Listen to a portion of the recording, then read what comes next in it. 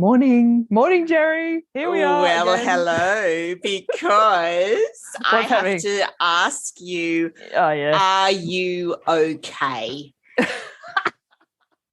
that is the such a time. Sorry, such a loaded.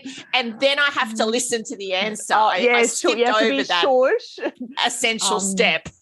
I just going into my inner world now. I'm just feeling into the question. I'm sensing the answer. It's a very complex question. Are you okay? I think you're never 100% okay, and you're never 100% not okay. I'm about 80% here.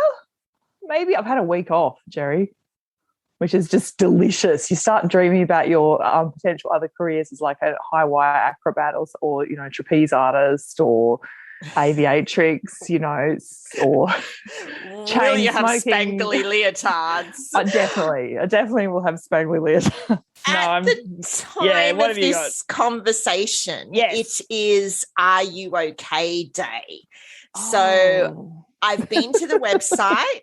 I know what to do. And I'm also wearing my thematic T-shirt. Can you just pronounce what's written on the T-shirts for myself, really, because I'm the only one in the room? Es ist okay. Oh, yes. It's good. okay zu sein. So that would be German, Almania. So you can get this T-shirt in a variety of colours and in French. Oh, good. So don't despair, but I'm just reaching out in my 5-kilometre lockdown radius to the 2 German speakers on Are You Okay Day.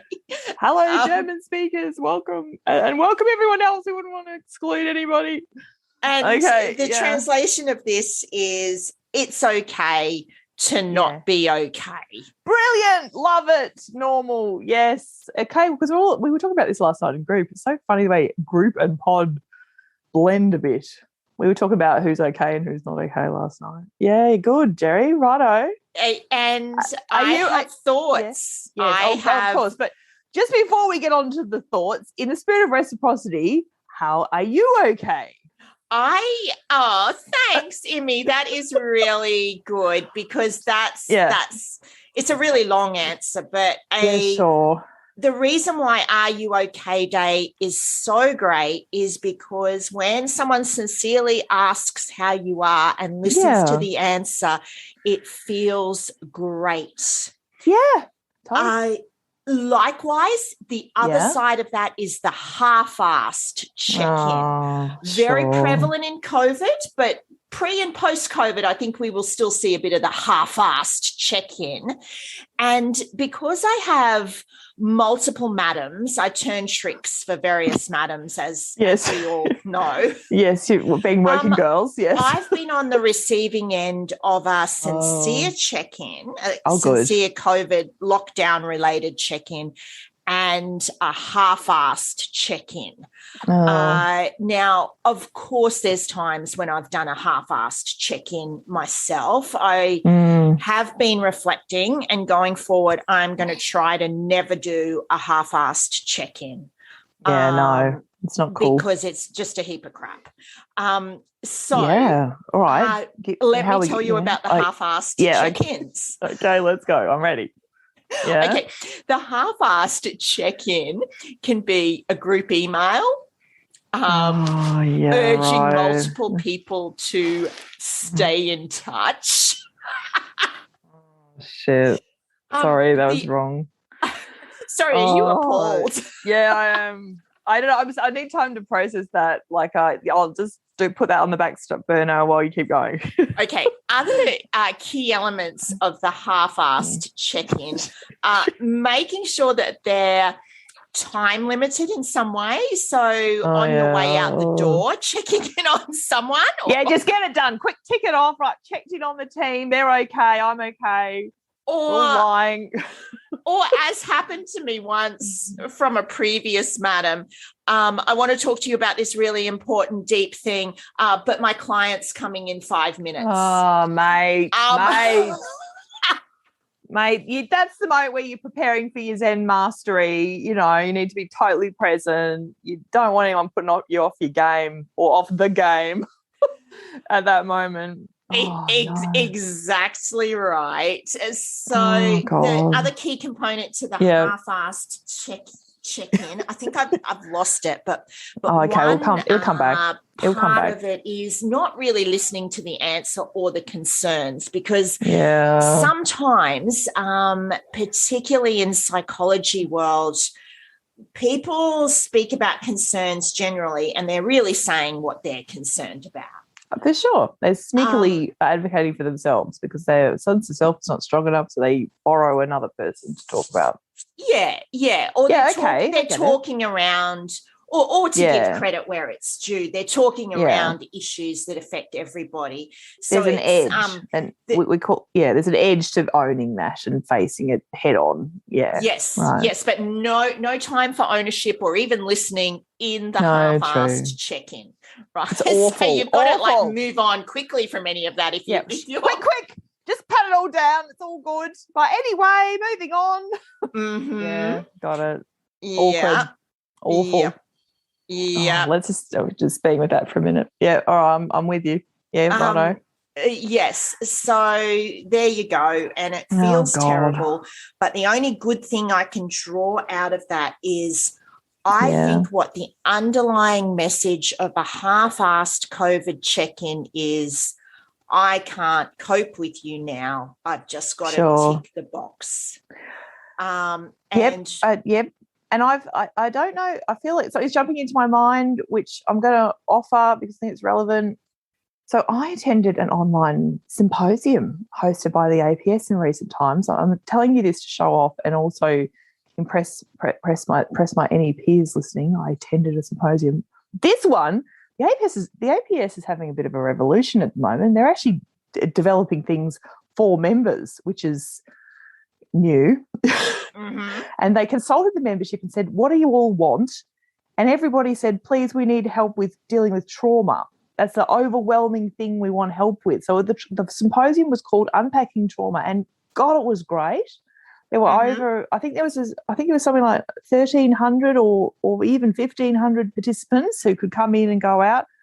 Brilliant speakers. We had Indigenous perspective. We had narrative. We had all sorts of neuroplasticity about trauma and whiz-bang pharmacology, and even using psychedelics was mentioned as a potential pathway to recovery.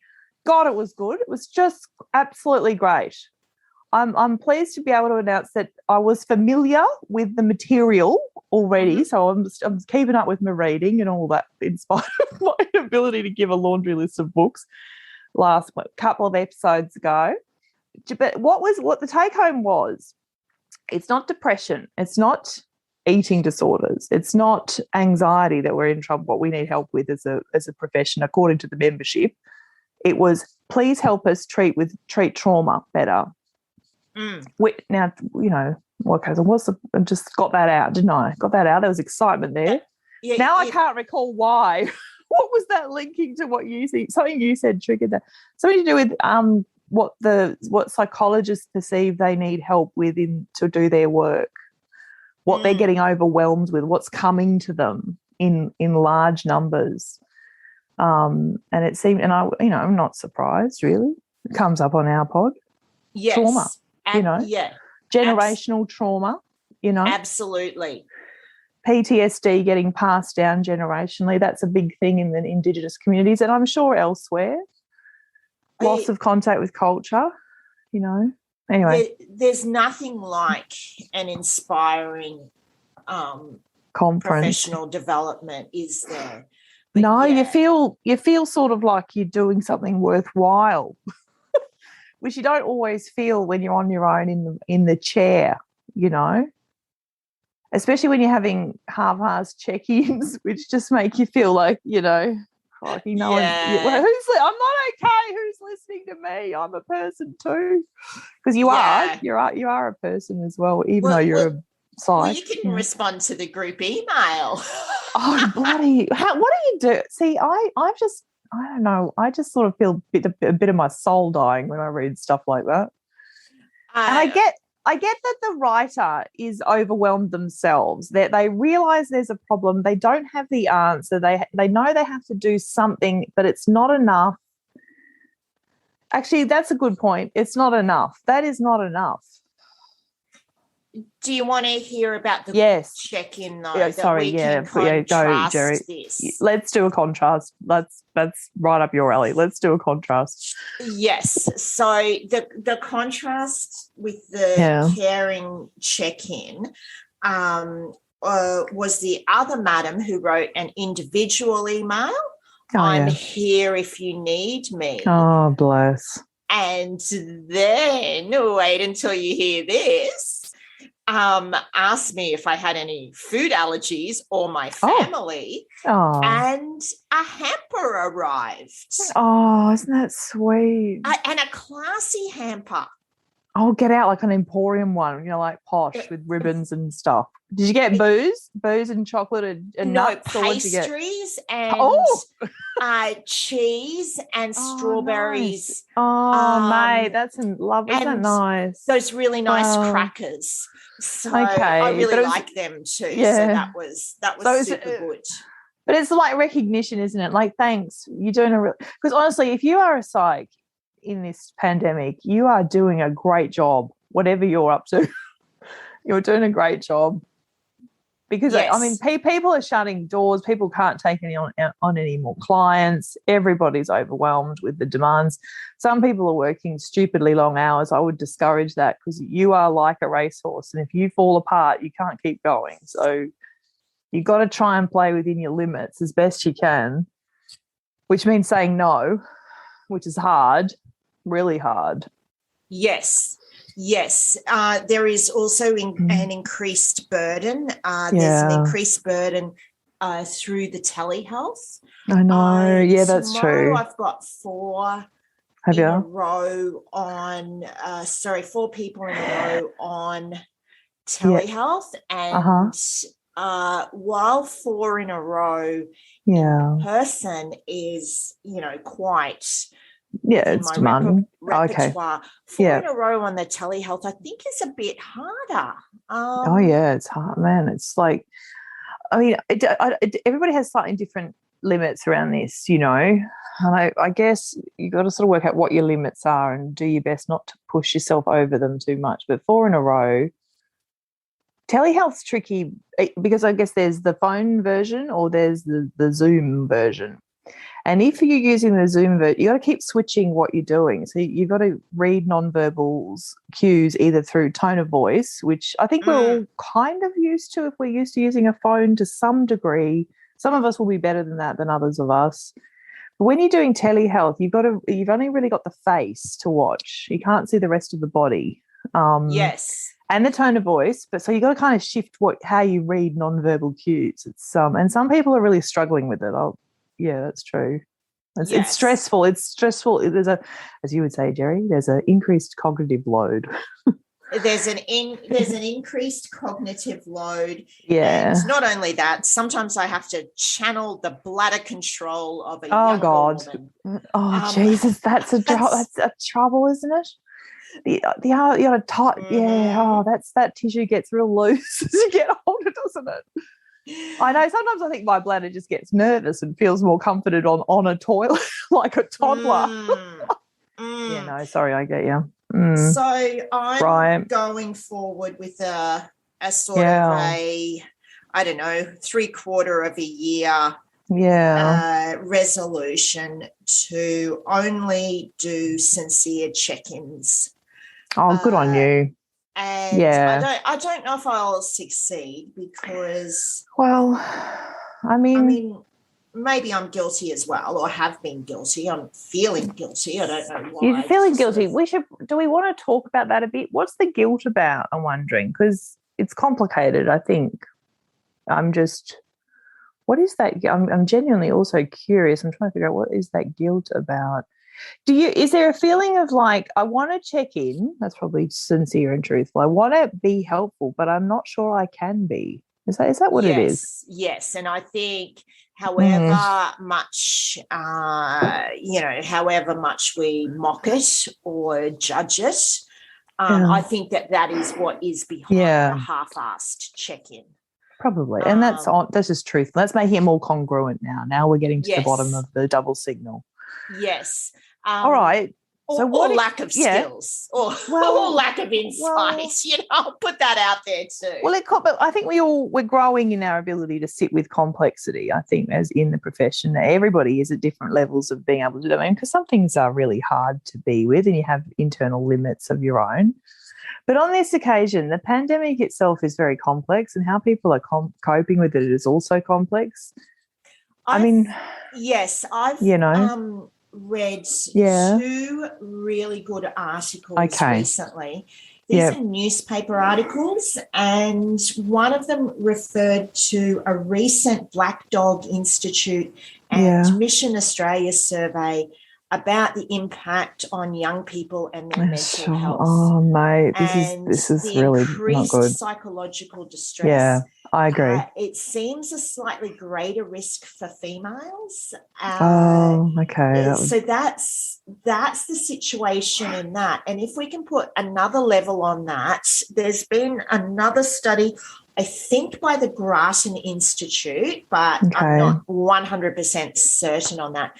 But this is on the economic impact of lockdown on females, on mothers who are stepping back their work. Yes, they have to. That's exactly homeschooling.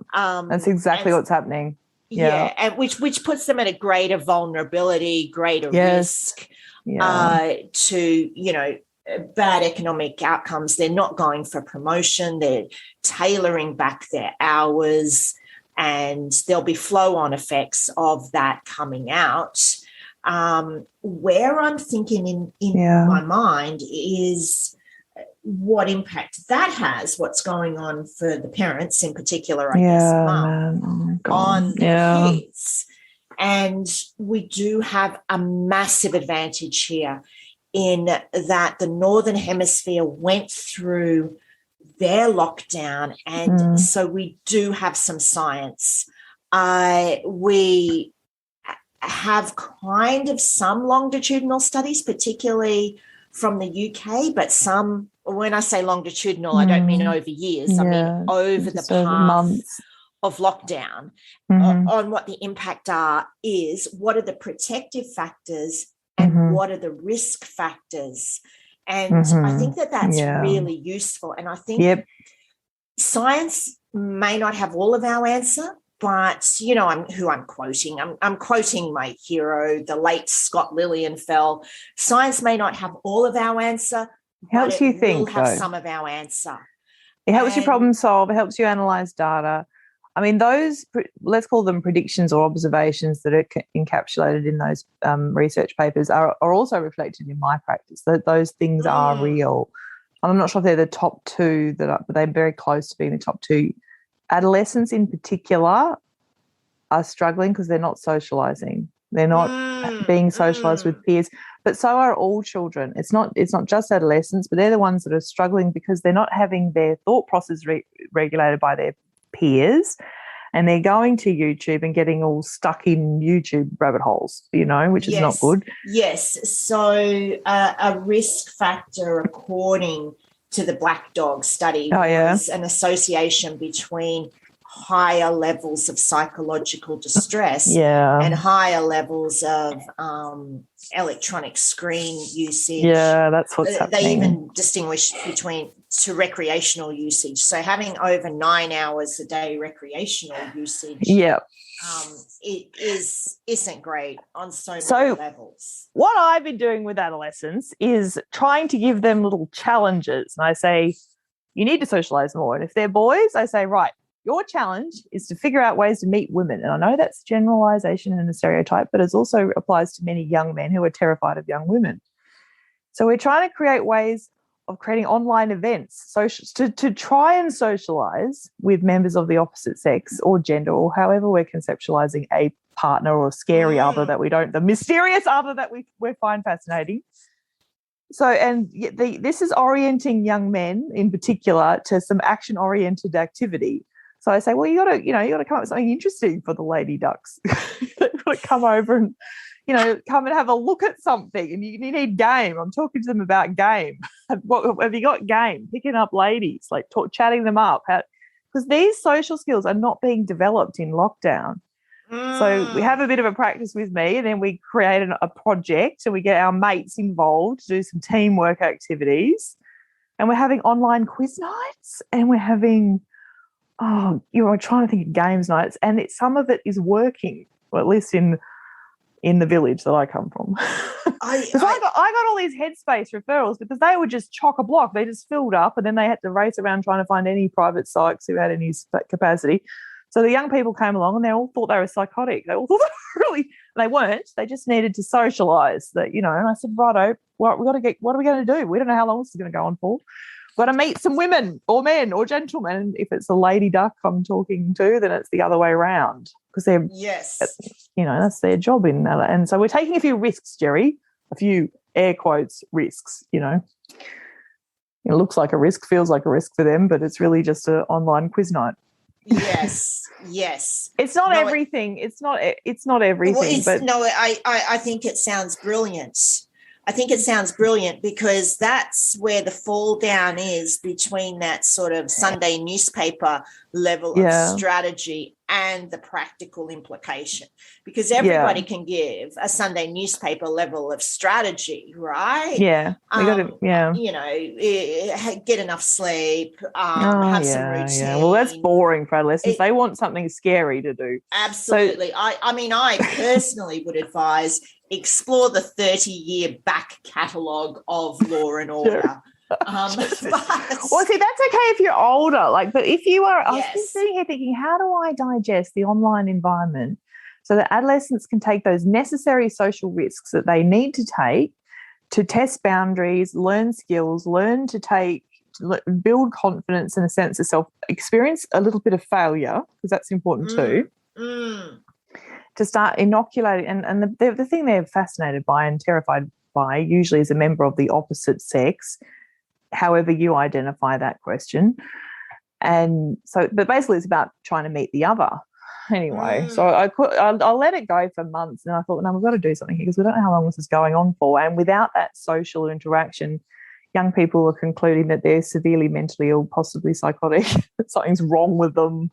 Yes. And you can it only becomes a cascade, doesn't it? Yeah.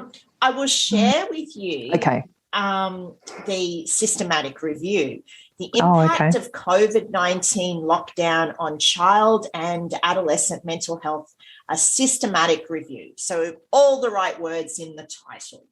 And from King's College London, so from the UK. Okay, they have got risk and protective factors for anxiety or affective symptoms in children and adolescents. So the risk factors are lack of routine, not a surprise. Yeah, that's awful. Female sex, matching the Black Dog Institute survey. Okay. Adolescence in itself. How interesting. Adolescence in itself is a risk factor. Yeah, I would agree with that. Excessive exposure to COVID information and media. Suspected, but great to see it here from the research in black and white. Previous mental health problems. Yes, of course. The rich get richer, the poor get poorer. Too much mental health is barely enough, community case frequency. Okay, so the external factors there, that's fascinating, isn't it? And another one, a relative doing first-line jobs related to COVID-19. Of course. See, I reckon for young people, it's the same when you have any community disaster like a bushfire, because the information does not filter down to them in a way that they can comprehend and process. So they tend to sort of panic. And in the area I live, we've got lots of trees, real bushfire risk area. And we've had 2 rounds of bushfires in the last decade. And the young people both times have come in with PTSD for the next 2 to 3 years, because they don't understand what the signs of bushfire are, and they just see the adults rushing around panicking and evacuations and things like that. And some of them have ended up with longer term anxiety. But anyway, we're onto it. It's just not communicating in a way that young people can grab and understand and go, okay, well, if the wind is up and it's very dry and we've had 3 months of no rain, that's a big risk. Yes. Yes. But if it's just rained and there's no big strong wind, probably okay. Just that kind of that environmental signaling and knowing how to interpret it. Yes. Anyway, sorry. Yeah. No, you're exactly right. That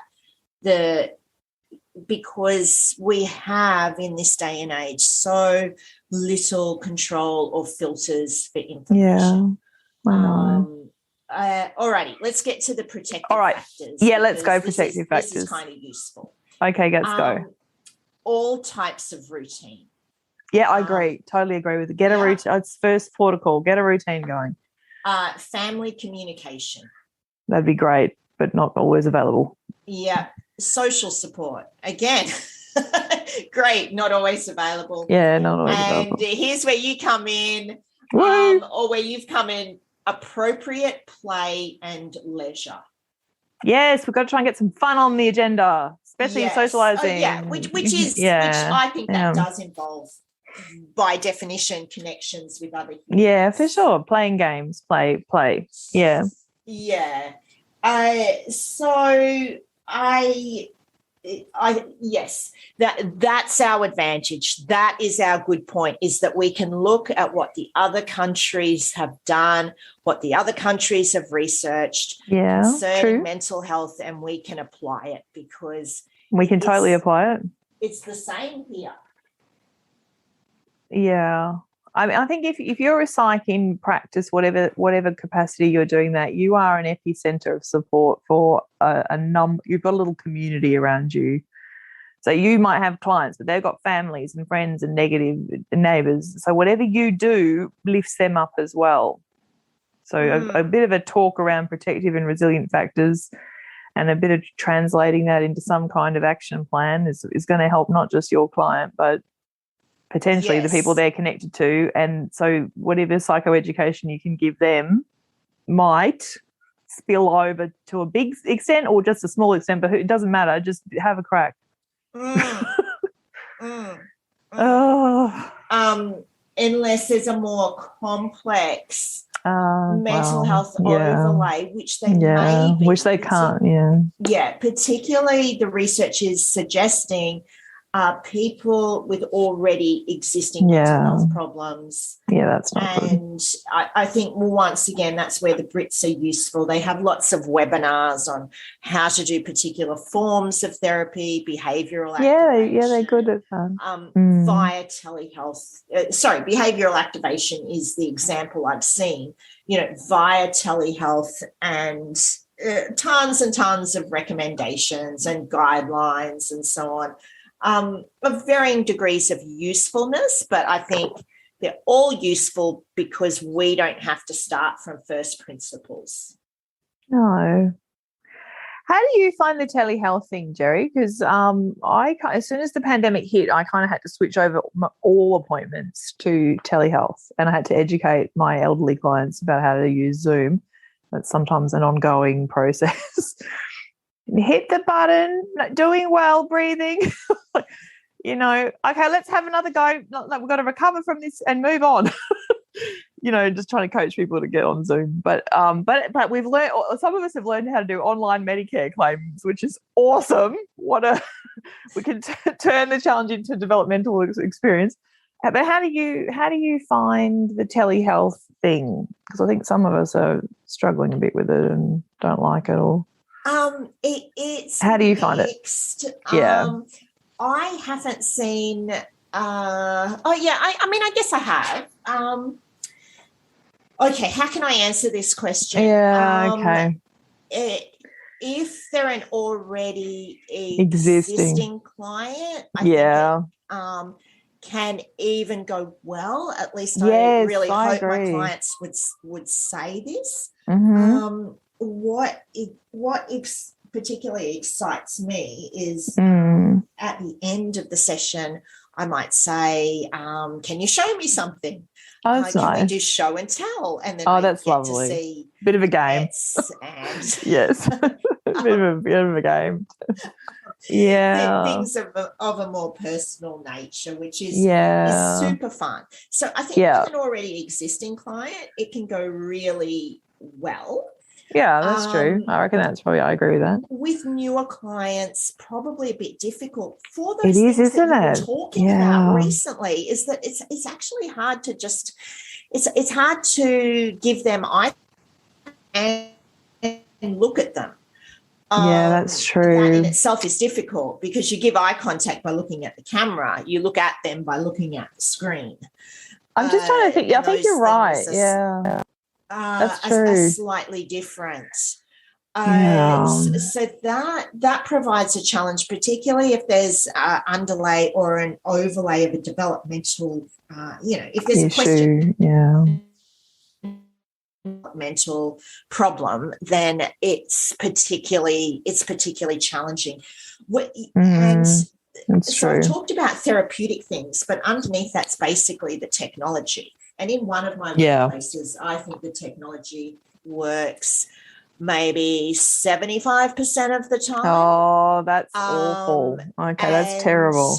So then I have to act surprised when there's a technology failure. That really just enjoyed that, but now that's just acting surprised is challenging in itself because the client feels abandoned. They can freak out is when that disruption happens. And also but then, in a public health scenario, because it's pacier, I'm losing time.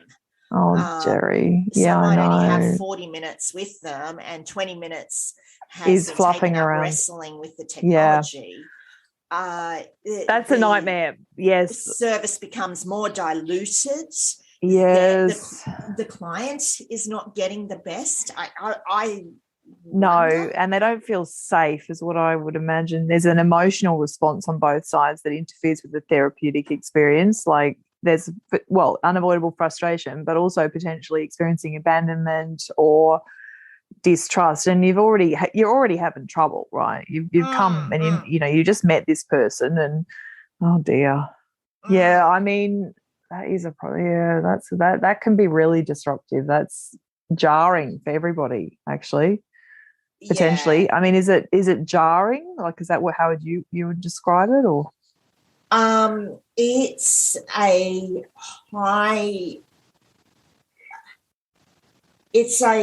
high level of stress. Yes, and of course. It comes from a couple of areas. It comes from knowing that you're not giving someone the best. Oh dear. Yeah. And the other area it comes from is that if these problems aren't being addressed or solved on an institutional level, this could be a distortion. But what I conclude or glean from that is they don't really care about the service that's the abandonment. That's the feeling undervalued. And now I know that the health system has to prioritize COVID and has to prioritize urgent medical care. And we know that, but I think coming in as a second, there probably should be mental health. Well, we're still allied health, aren't we? And as a result of that, we're not primary healthcare providers. And I think probably within the health system, and I don't know the way around this, but I hear everything you're saying. Look, for me, working in private practice, that kind of event could be a real deal breaker. Like having the technology fail on you, it's a deal breaker from a practice point of view. It's not like it buggers up the therapeutic relationship. But it also has an impact on potentially your income, because if you lose that client, then you've lost also a part of your income. So this is a very serious issue when that happens. I'm not saying I've got the solution to all of it, but I totally prioritize not breaking the connection. So sometimes if there's a sketchy connection, I'll put the client on the phone for audio and have some kind of video link up visual. But if it fails, then they can still hear you. And I educate them at the beginning of the say, look, we've got to protect from this happening. So they feel at least that you haven't like abandoned or dropped them in the middle of a very difficult conversation. Because if that happens when somebody's crying, that is not a good moment. That's it's so hard to recover from that because it repeats the abandonment and the isolation and just sets us right back. So that is a serious problem. I read something else that really resonated with me because in COVID they talk about hospital beds and do we have any hospital beds? How many hospital beds have we got? Yes. How many hospital beds have we got for mental health? But it's not just it is hospital beds. Hospital beds are a necessary and very blunt measure. But what about staff? What about clinical expertise? What about the technology to support the beds or support the patient? There are many other things to measure there. There are many other essentials. Nothing is simple. And and I guess we desperately want things to be simple in a COVID time. We do. I think we want things to be simple. They're not. Yeah. I mean, I think maybe the way to make peace with this, and I don't want to jump to the finish line because obviously this is jumping over the complexity, but I think, it's a basic principles of managing anxiety. We look at what we can control and we also look at what we can't control, and we try really hard not to focus on the stuff we can't control because it will just escalate our anxiety. We try and do a bit of acceptance and commitment stuff around this. We're in heated agreement. So do what you can. Do what you can, the science basically. You've got, which is actually pretty good and profound. Because the telephone does work, and if your technology drops out, you back it up. I mean, that seemed to me to be the simplest way to stop this from happening, this breaching of the relationship during the session. And reassure the client, if this occurs, I will absolutely ring you straight away. Don't, so that they're ready for, and you can sort of almost turn it into a therapeutic experience of building that therapeutic alliance, including including it's us against the fluff up.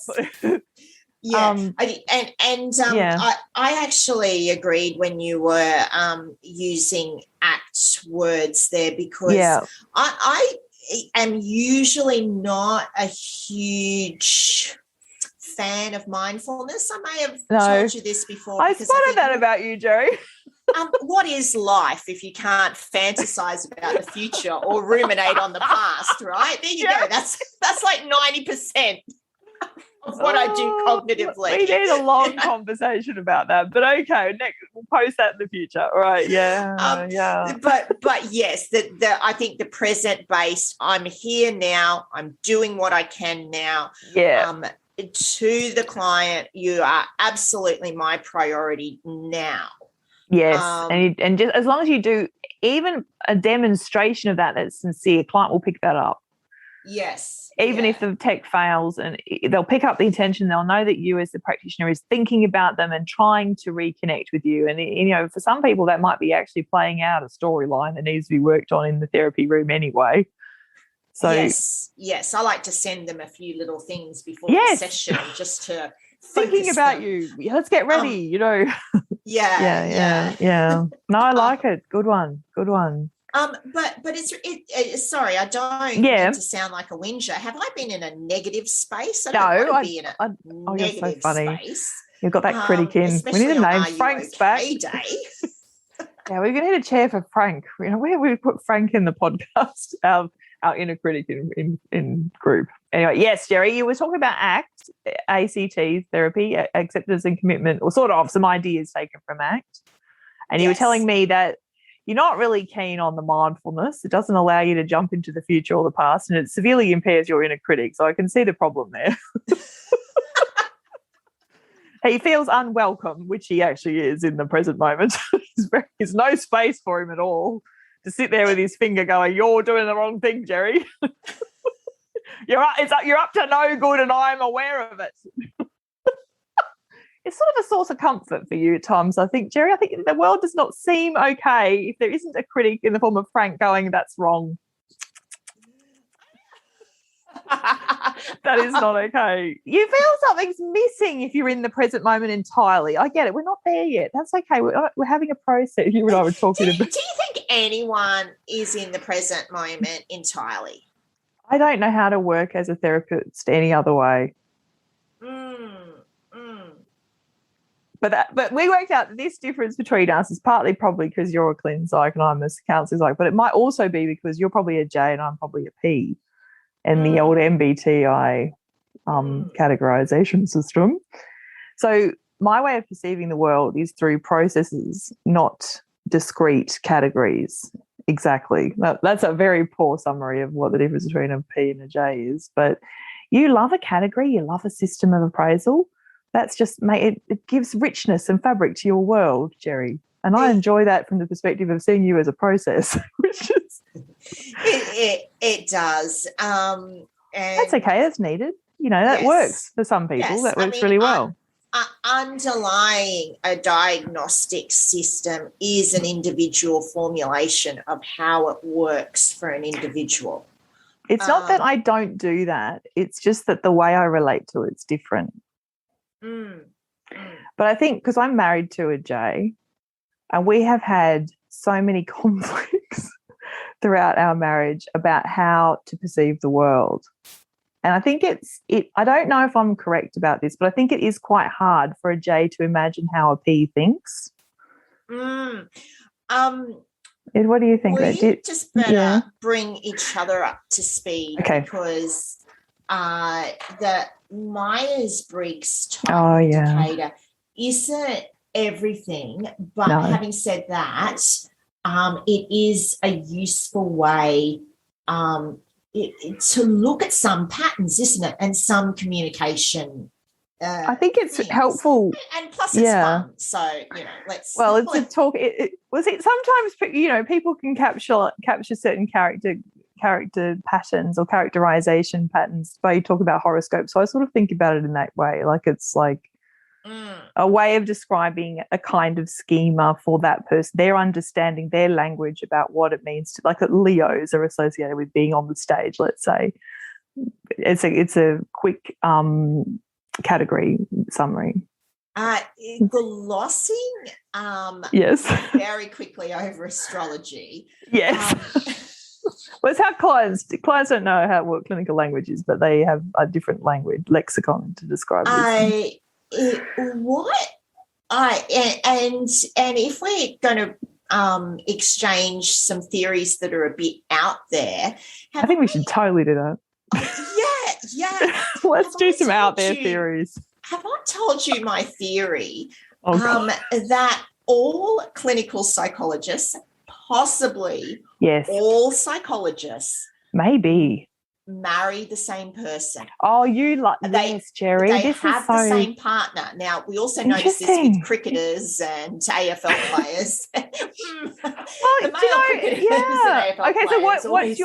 What's your observation about the sort of partner that, is attracted to a psychologist and psychologists are attracted to? What's the pairing that you notice in the world?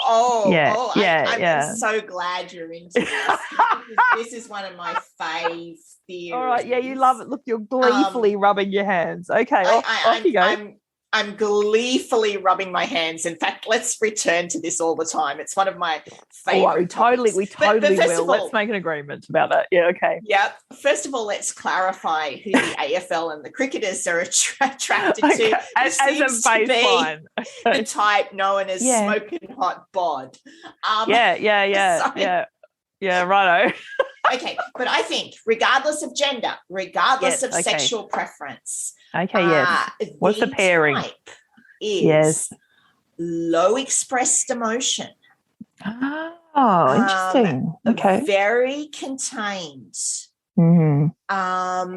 Possibly, I know that this is not a personality type, but a preference pattern. For engineering, IT, style occupations. But the low expressed emotion and the IT and the non-dramatic and the IT engineering kind of focus, which you might see in slightly different professions. I'm not saying it's like an analysis ability and a cognitive analysis. And can be present in occupations, for example, like graphic designer or HR. Yeah, that's true. But engineers are very interested in objects, not people, which is an interesting choice for a psychologist to be drawn to.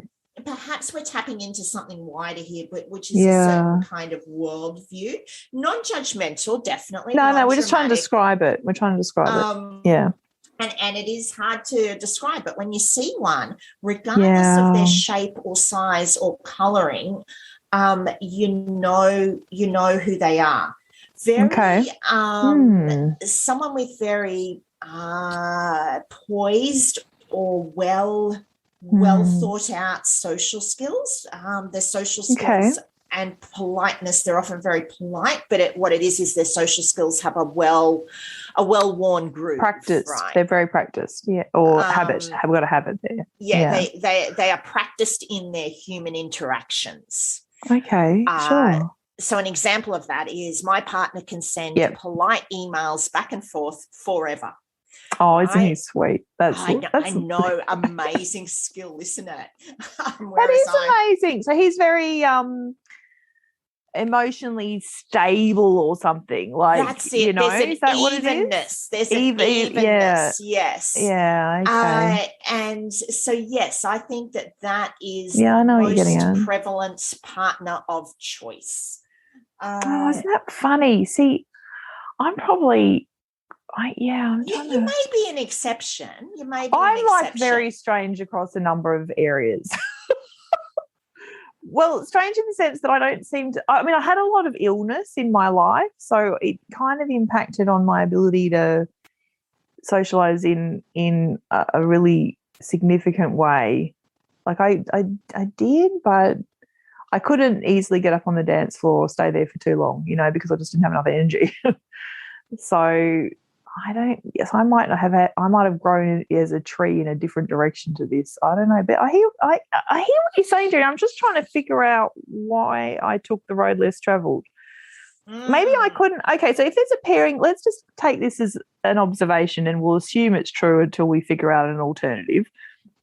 But so we've got a clinical psychs being drawn to a partner who is embodying this emotional stability. That implies that they need to contract out that aspect of affect regulation within their own inner world.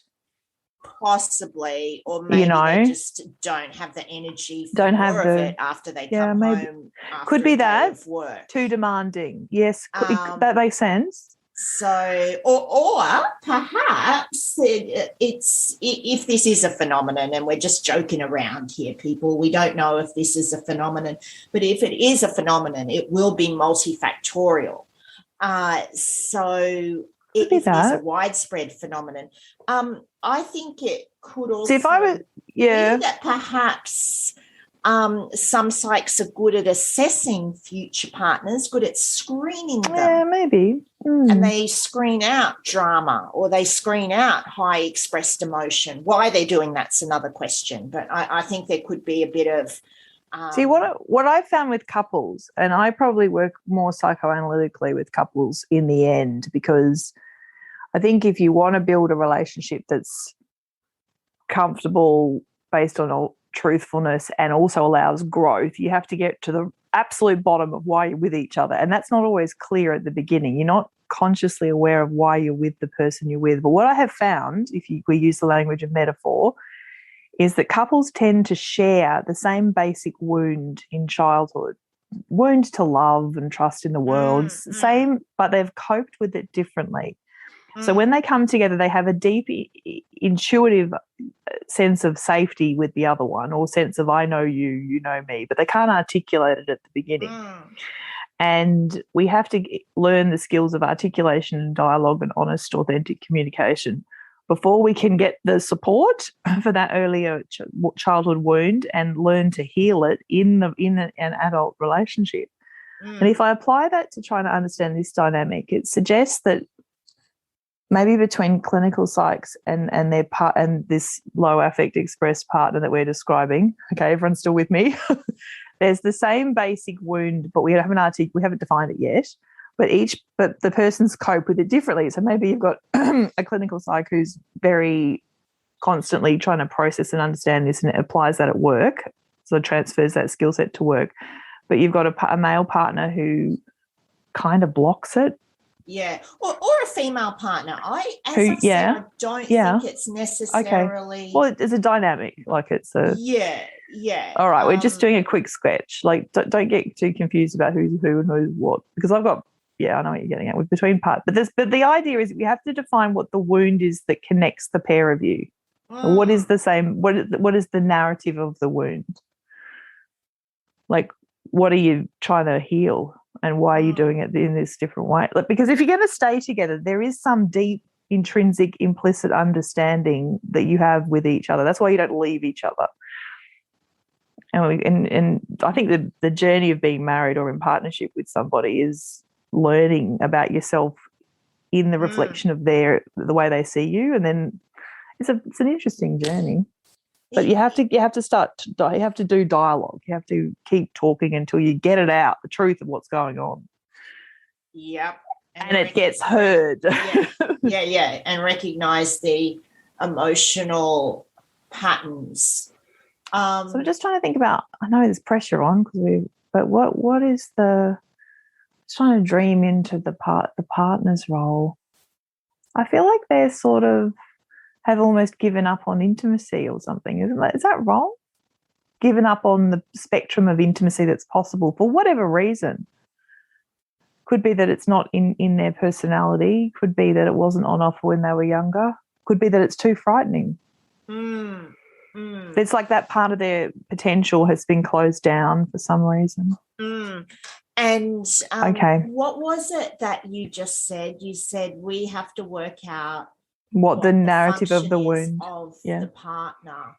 What role are they playing? Emmy, it's pretty clear.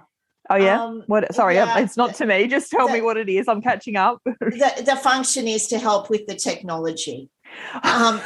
Jerry. So. Okay. Well, technology can be a paternal signifier. It can be a stabilizing regulatory force. Yeah, all right. That is what the Australian comedian, I've forgotten her last name. I think her first name's Denise. I've seen her live. Denise Drysdale. She says when something goes wrong with the Zoom, she turns her head to the side and screams, "John!" Denise Drysdale, I think. I know. No, it's not Denise Drysdale. She's blonde. Sounds like her. Okay, all right. I know her husband's name, so I have paid attention to the comedy. Oh, well, I'm probably out of the loop anyway. So, I better go and ask some German speakers if they're okay. All right, good work. Okay. Yeah. All right, until next time, Big G. See ya. Bye. Bye.